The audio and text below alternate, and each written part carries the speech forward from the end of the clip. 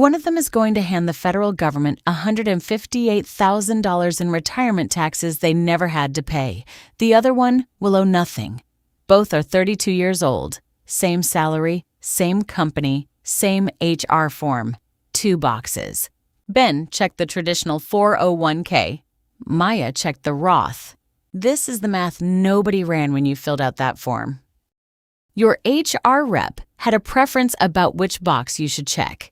Your coworker had a preference. Your dad had a very strong preference that he was willing to explain at length, unprompted at a family dinner. The problem is, the preference almost always traces back to whichever one they chose.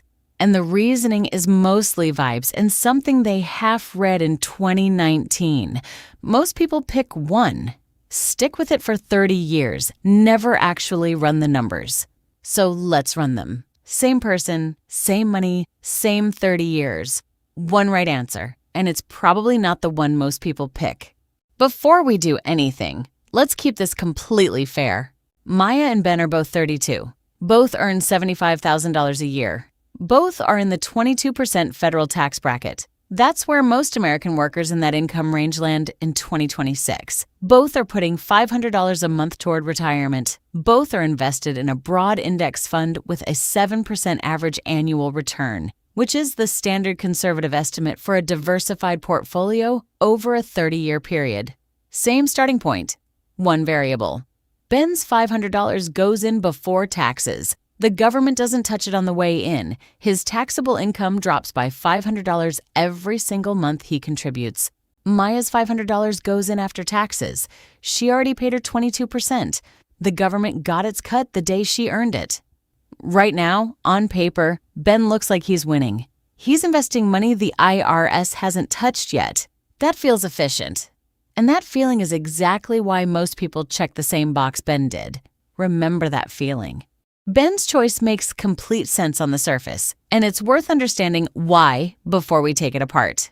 That $500 pre-tax contribution reduces Ben's taxable income by $500 every single month. At 22%, that's $110 in taxes he's not paying. His paycheck barely notices the contribution. HR was cheerful and efficient about the whole process. Every coworker he's mentioned it to did the same thing.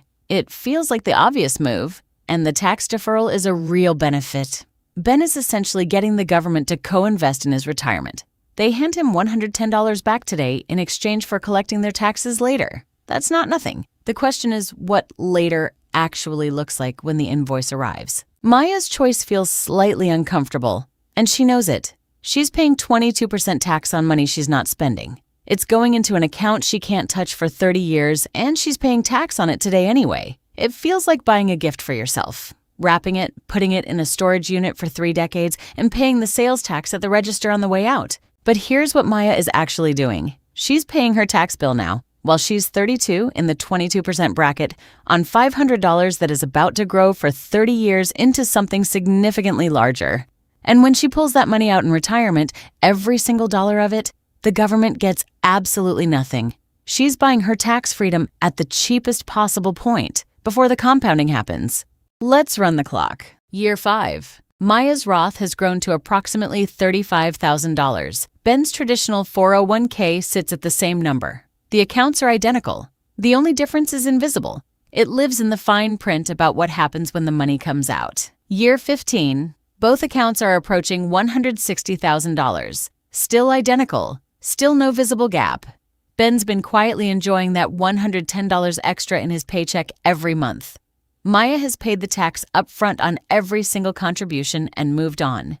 Year 30, $500 a month, 7% annual return, 3 decades of compounding. Both Maya and Ben have approximately $610,000 in their retirement accounts. Same number. Because compound interest doesn't care whether the money came in pre-tax or post-tax. It just grew. So at this point, you're thinking, okay, it's the same.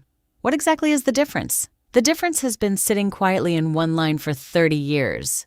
The government has been a silent partner in Ben's 401k this entire time. He just hasn't seen the invoice yet. Ben starts drawing $3,000 a month in retirement. That's $36,000 a year from his 401k. He's also collecting Social Security, about $18,000 a year. His total retirement income is $54,000. At $54,000, he's still sitting squarely in the 22% federal bracket. Every dollar Ben pulls from that traditional 401k, he pays 22 cents to the IRS. $36,000 a year in taxable withdrawals, 22%. That's $7,920 in federal taxes every year.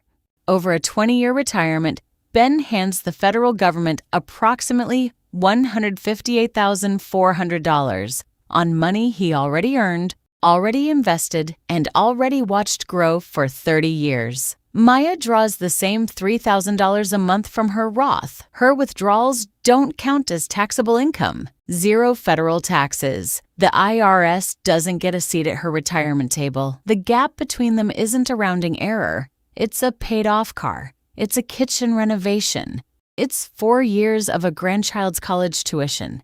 It's $158,000. And the tax bill at retirement is only part of what separates these two accounts. Here's what Ben also didn't know when he checked that box. At age 73, the IRS is going to tell him how much he has to withdraw from his 401k, whether he needs the money or not.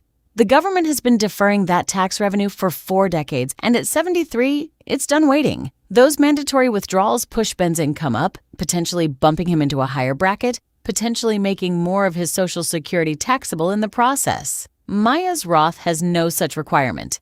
Her money can sit there growing indefinitely if she doesn't need it. She can pass the entire account to her children, still tax-free, still compounding. There's also this. Every dollar Ben pulls from his 401k counts toward the income threshold that determines how much of his Social Security gets taxed. Above $34,000 in combined retirement income as a single filer, up to 85% of that Social Security benefit becomes taxable. Maya's Roth withdrawals are invisible to that calculation. Her Social Security bill stays lower. Ben's doesn't.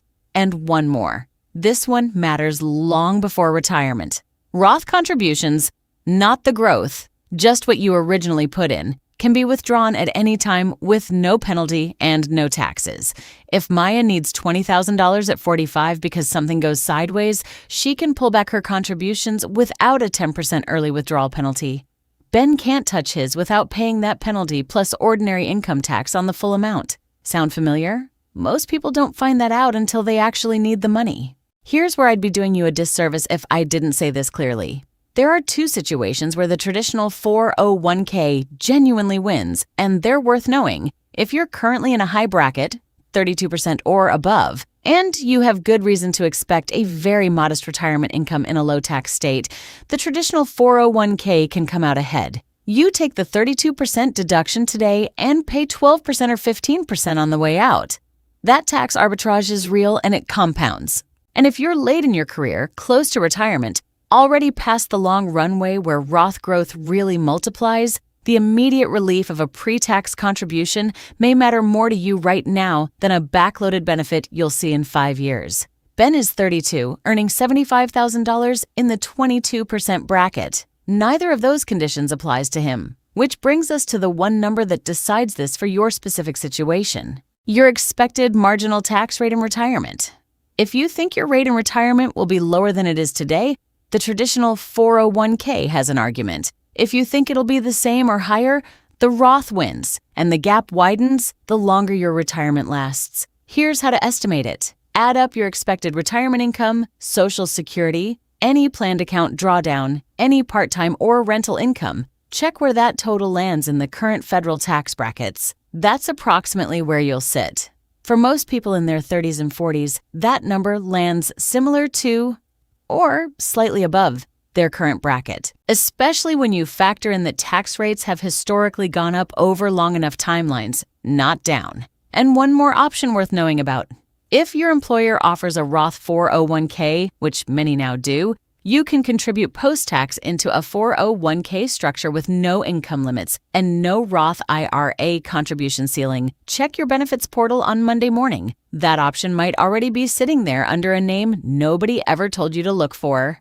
For most Americans under 45, earning under $150,000 with 30 or more years ahead, the Roth wins. And it isn't particularly close.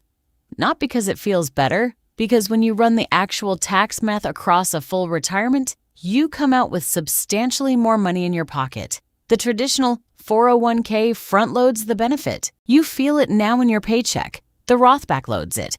You feel it 30 years from now when you're drawing $3,000 a month and handing none of it to the IRS. Compound interest rewards. Patience. The backloaded benefit is the bigger one. I'll be straight with you. When I first actually worked through this comparison, I had the same instinct Ben had.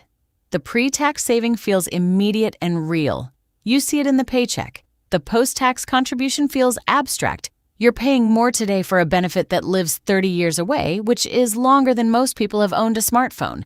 But that gap is exactly where quietly wealthy people think differently. They pay the tax now on the smaller number, before the compounding has happened. They let it grow untouched, and they retire to an account the government has no remaining claim on. Maya and Ben contributed faithfully for 30 years. Same discipline, same market, same starting line, same ending balance. The only thing that separated them was which box they checked on a form that took 4 minutes to fill out. If this video changed how you think about that form, there's someone in your life about to check the wrong box and lock in 30 years of avoidable tax bills. Send it to them before open enrollment closes. And leave a comment below.